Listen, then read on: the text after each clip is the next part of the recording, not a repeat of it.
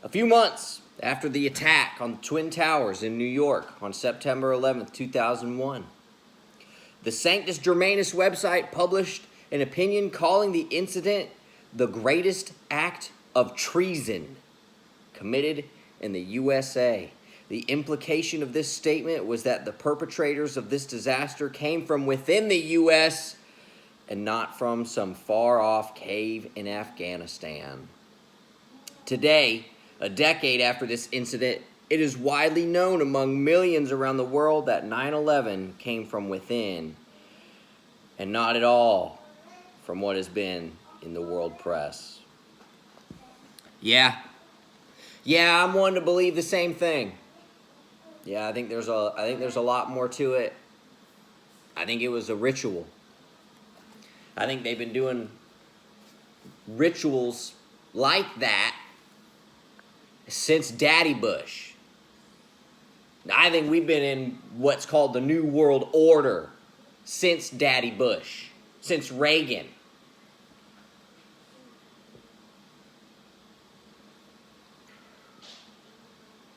You know, it's not a secret that the Bushes are heavily tied with those Masonic cults. They were Skull and Bones members. I'm pretty sure that's like the highest you can get in that order. But, I don't know, maybe somebody knows more about that. Expert structural and demolition engineers from around the world have concluded that the collapse of the Twin Towers resulted from a careful and willful demolition rather than an airliner attack that was portrayed so dramatically on the world's television screens. Yeah, I had a video actually where I came out and talked about how, where I was. I was in 6th grade in homeroom when that went down. My teacher came up and said, our nation is under attack. She maybe even said a prayer, and then she turned on the TV. And we watched the TV all day. Every other class, that whole day, that channel was on. And I remember I asked my wife, where were you? What were you doing when 9/11 happened? She said she was in gym. I found that interesting. I said, well, you're in gym. I said, did they pull out a TV? Did they have a TV for y'all in gym? She said, yeah. And I said, well, did the coach come out and say that the nation was under attack? She said, yeah. She said the coach came out, had them all sit in the bleachers, said the nation was under attack, those exact words, and then pulls out a TV out of the closet. I remember thinking to myself, how odd that would be to be teaching and coaching a gym class when that event went down, especially since it was supposed to be a unplanned event. And I remember thinking to myself after hearing that from her, I wonder how many other people had teachers that said the exact same thing. Our nation is under attack, right before they turned the TV on. Because I was going to a school in a whole different county. And my teacher said the exact same thing that her teacher said. I'd be willing to bet that all our teachers said the same thing. You think it's possible that maybe there was a memo or something sent out? Anyway, let's keep going. A simple logical review of events that led to the attack shows how neatly the incident had been planned from within the highest office of the U.S. and other foreign governments, and not by a bogus boogeyman from a cave in Afghanistan using cell phones and walkie-talkies to coordinate such an event. Y'all remember flying before 9/11? It was a lot more fun back then, wasn't it? We flew a good bit before then. And I remember going and hanging out with the pilot, before the plane takes off. They let the kids come up and say, hey. Plane rides used to be a lot more fun before 9/11. This is an example of the power of thought launched into the mass consciousness. When such a thought form carries the truth and is well enough formulated with correct details, it attracts the mental matter necessary to make it grow. The analysis done by the engineers and architects is an example of how the thought form gathered supporting mental matter to complete itself. A more and more complete rendition of the 9/11 incident has now been formulated from the seeds that were planted a decade ago and is now being broadcasted around the world to receptive minds via the mass consciousness. At this point in our journey toward the new age, many of us feel powerless against the overwhelming structure of physical and mental control the dark forces have at their disposal. But if there is anything in the world that is more powerful than the whole dark force arsenal, it is still the power of thought. This is the weapon that everyone is equipped to use during the ongoing battle with the forces of darkness. It is even more powerful than street riots or demonstrations against human injustices, although such demonstrations serve as landmarks to measure the state of change in the ongoing transmutation of matter. Thought is also the creative tool that can be used to manifest all one needs. The key to the thought form's power is its clarity and detail. The master, who was once taught in London and Boston, as depicted in the Initiate series by Cyril Scott and known to us under his earthly pseudonym as Justin Morward Hague, gave the author the simple formula for using thought forms. Quote, "We who worship at the feet of great Buddhas find them contemplating this simple truth. You see, there is something of a mystery here. That which passes for the simple is often the most profound."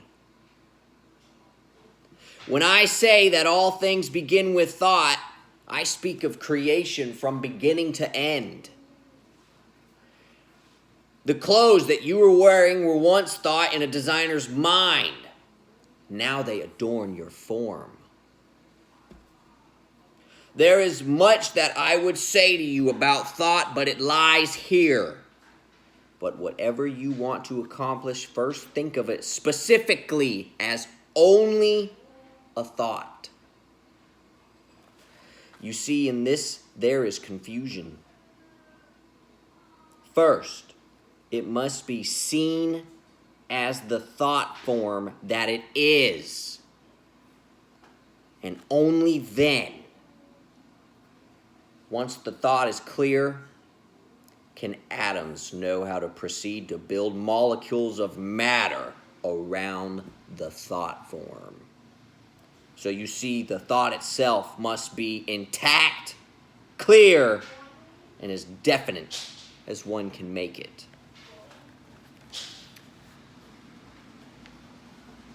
This is going to tie in with the idea of speaking things into existence.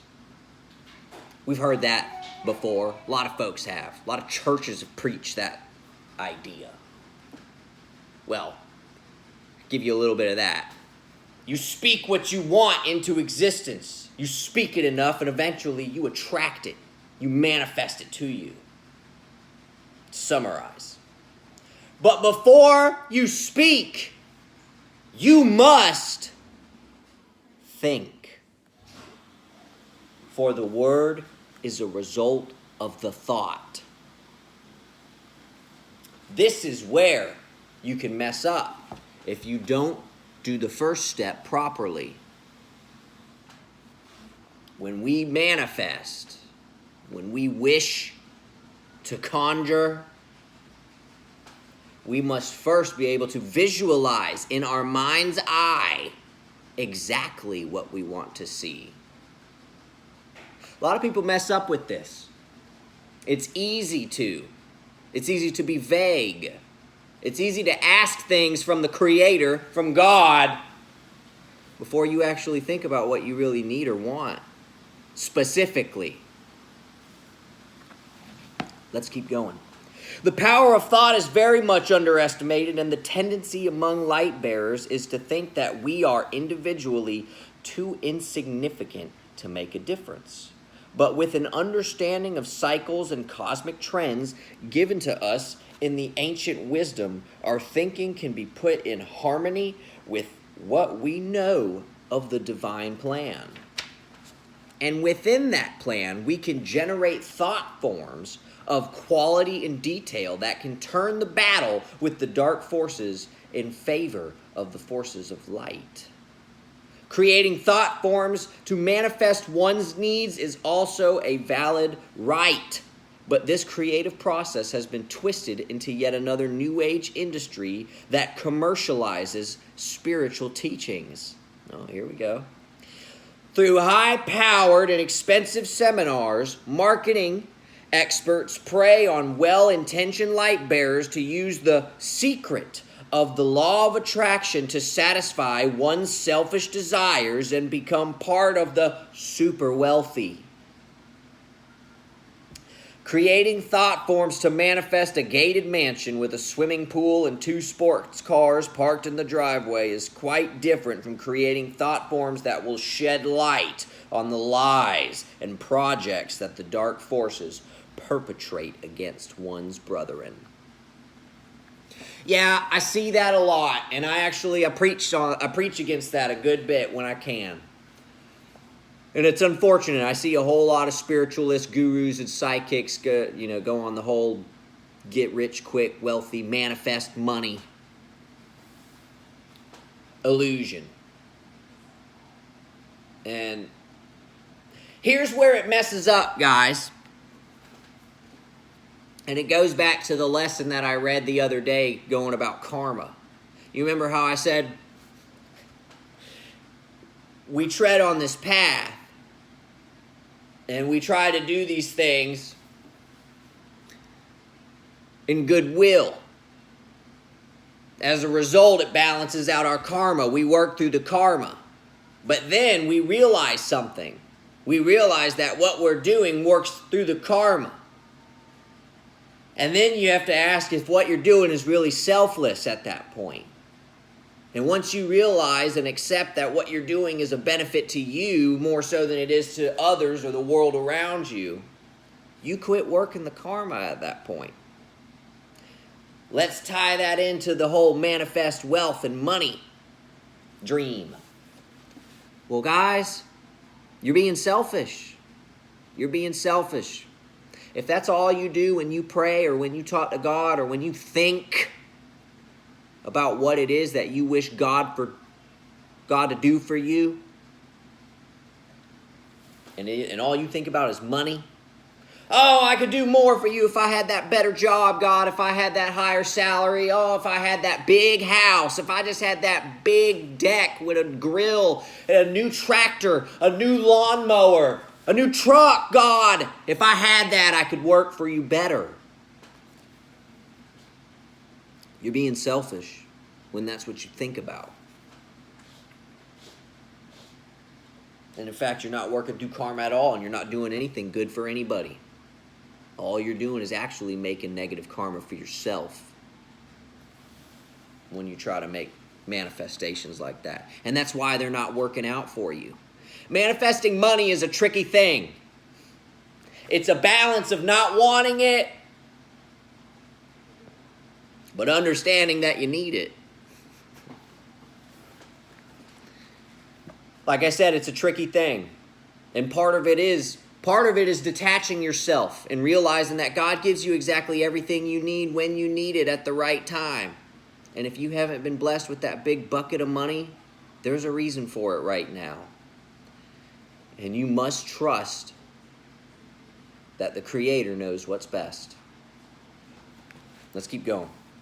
The mass consciousness exists on the lower mental plane and often works in tandem with the astral plane. Lower astral emotions permeate the lower mental plane, oscillating between mental and astral matter.